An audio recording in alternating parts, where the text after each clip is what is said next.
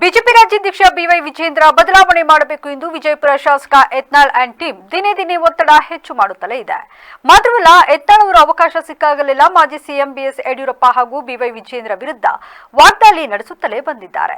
ಇದೀಗ ಮತ್ತೊಮ್ಮೆ ಬಿಎಸ್ವೈ ವಿರುದ್ಧ ಯತ್ನಾಳ್ ಕಿಡಿಕಾರಿದ್ದಾರೆ.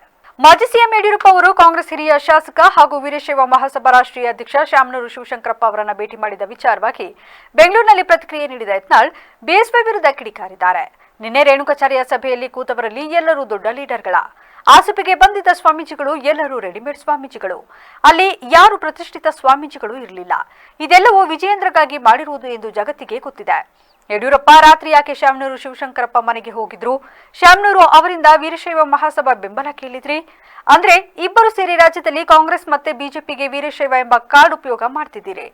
ನಿಮ್ಮನ್ನಂತೂ ವೀರಶೈವರು ಯಾವತ್ತಿಗೂ ಮೆಚ್ಚಲು ಸಾಧ್ಯವಿಲ್ಲ. ವೀರಶೈವರಿಗೆ ಸಿಗುವಂತ ಮೀಸಲಾತಿಯನ್ನ ಯಾರಾದರೂ ತಪ್ಪಿಸಿದ್ರೆ ಅದು ಯಡಿಯೂರಪ್ಪ ಮತ್ತೆ ವಿಜೇಂದ್ರ ಮಾತ್ರ ಎಂದು ಆಕ್ರೋಶ ಹೊರಹಾಕಿದ್ರು. ಕರ್ನಾಟಕ ರಾಜ್ಯದಲ್ಲಿ ಯಾರ್ಯಾರು ಜಾತಿ ಹೆಸರು ಹೇಳ್ಕೊಂಡು ರಾಜಕಾರಣ ಮಾಡೋದಕ್ಕೆ ಹೊರಟಿದ್ದಾರೆ ಅಥವಾ ಮಾಡ್ತಾ ಇದ್ದಾರೆ, ಅವರು ಕೇವಲ ಶಾಸಕರಾಗಿ ಮಾಜಿ ಸಚಿವರಾಗಿ ಉಳ್ಕೊಂಡಿದ್ದಾರೆ. ಯಾರು ಈ ನಾಡಿನಲ್ಲಿ ಎಲ್ಲ ಸಮುದಾಯಗಳನ್ನು ವಿಶ್ವಾಸಕ್ಕೆ ತೆಗೆದುಕೊಂಡು ಎಲ್ಲ ಸಮುದಾಯಗಳ ಧ್ವನಿಯಾಗಿ ಇವತ್ತು ಹೋರಾಟವನ್ನು ಮಾಡಿದ್ದಾರೆ. ಯಡಿಯೂರಪ್ಪನವರಂಥ ನಾಯಕರು ಮಾಜಿ ಮುಖ್ಯಮಂತ್ರಿಗಳಾಗಿದ್ದಾರೆ, 4 ಬಾರಿ ಮುಖ್ಯಮಂತ್ರಿಗಳಾಗಿದ್ದಾರೆ. ಹಾಗಾಗಿ ಇವತ್ತು ಯಡಿಯೂರಪ್ಪನವ್ರ ಹೆಸರು ಹೇಳಿಕೊಂಡು ಯಡಿಯೂರಪ್ಪನವ್ರು ಟೀಕೆ ಮಾಡಿಕೊಂಡು ತಾವೇನೋ ರಾಜಕೀಯದಲ್ಲಿ ಬೆಳೆದು ಬಿಡ್ತೇವೆ ಅನ್ನೋ ಭ್ರಮೆನಲ್ಲಿ ಕೆಲವರು ಇದ್ದಾರೆ ಅಂತ ಹೇಳಿದ್ರೆ ಅವರು ಭ್ರಮೆ ಅಷ್ಟೇ. ಅವರು ಭ್ರಮೆ.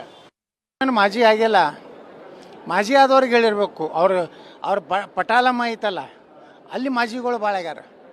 ಮಾಜಿಗಳ ಸಂಖ್ಯೆ ವ್ಯಾಪಕವಾಗಿ ವಿಜೇಂದ್ರ ಹಿಂದೆ ಓಡಾಡ್ತಾ ಇದೆ.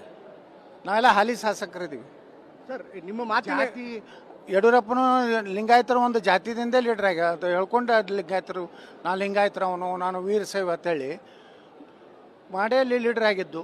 ಅದು ಹೋಗಿ ಅವ್ರ ಲಿಂಕ್ ಸರ್ಟಿಫಿಕೇಟ್ ಅಲ್ಲಿ ಬುಕ್ಕನಕೆರೆಯಾಗ ತೆಗೆದು ನೋಡ್ರಿ ಏನೈತಿ. ಇದು ಬುಕ್ಕನಕೆರೆಯಿಂದ ಪ್ರಾರಂಭ ಆಗ್ಬೇಕು. ಅವ್ರು ವೀರಶೈವ ಲಿಂಗಾಯತರು ಹೌದು ಅಲ್ಲ ಅನ್ನೋದು.